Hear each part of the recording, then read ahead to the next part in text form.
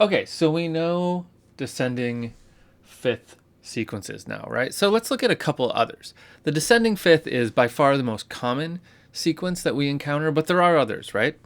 Um, let's start with a fairly uncommon one. This is one that you might expect to see a lot, because if we have descending fifths a lot, then it makes sense that we would see ascending fifths a lot, but we really don't. Um, it works. There's no reason you couldn't do it. It just doesn't sound all that great, and it's just not a very typical chord progression. So let's hear it, and let's find out why. So let's just use these two staves up here, and let's do it in half notes. Okay, so what would it be? So, oops, I'm still in 3/8. Let's change my meter back to 4/4. I'll go here. Okay, so C, and then let's do C, G, E. Let's make a big C major chord here. So now if we're doing ascending fifths, then we're going 1 to 5. Okay, so let's do a 5/6 chord so that we go down to a B, because the chord is going to be G, B, D, and oh, I still have that key signature on there. I heard a minor chord there, and then I realized that we're not actually in C major. So let's change that and take that note up to a natural. Okay, so ignore that natural. There we go. There. Okay. 1/5. 5/6, actually. Okay, so you get why that's a 5/6. We have a 5 chord, right? G, and we're putting the third in the bass. So that's 6. So we're going to do the alternating root 6th thing here.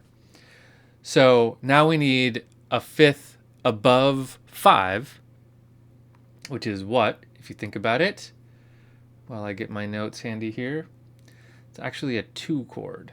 So I'm going to go up to D, and then D, F, and A are what we want. I'm just going to look for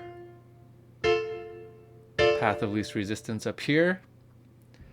That works. Now if I go up a fifth from 2, I'm going to end up on the 6th,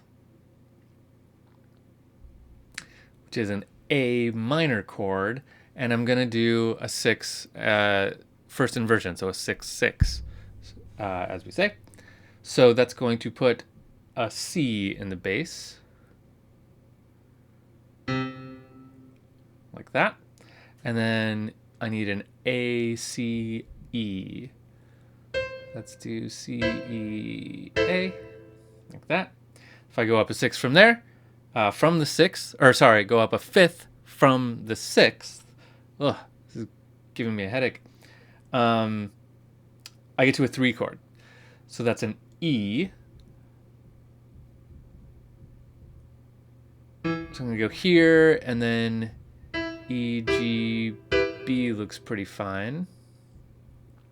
And then I go up a 6th from, or sorry, gosh, a 5th from the 3rd. We end up on the 7. Okay, so that's going to put me on a B. And if I want to do a 6th inversion, I need a D in the bass. So now I need a B, D, F. Okay, and we're on that diminished chord. So a diminished 6 here. So now if I go up a fifth from here, I get to a 4. So let's go up to an F. Let's do F, A, C. And now I get to a 1. Now, in order for this to really work, we have to cheat a little bit. So I'm going to do root position on these last 2 chords. Okay, now what typically happens when you do an ascending fifth, which is not typical, is often we leave off the F chord, because what we have here is a 4-1 cadence at the end of the sequence, which is not a super strong cadence. It's a plagal cadence, it's fine, but it's not a real strong cadence. This 7 chord, so our B diminished going up to tonic, would be a much stronger resolution than the 4-1. So if we left off this F chord, it would make a much stronger resolution, but just for the sake of consistency, let's leave it in. Okay, let's hear it.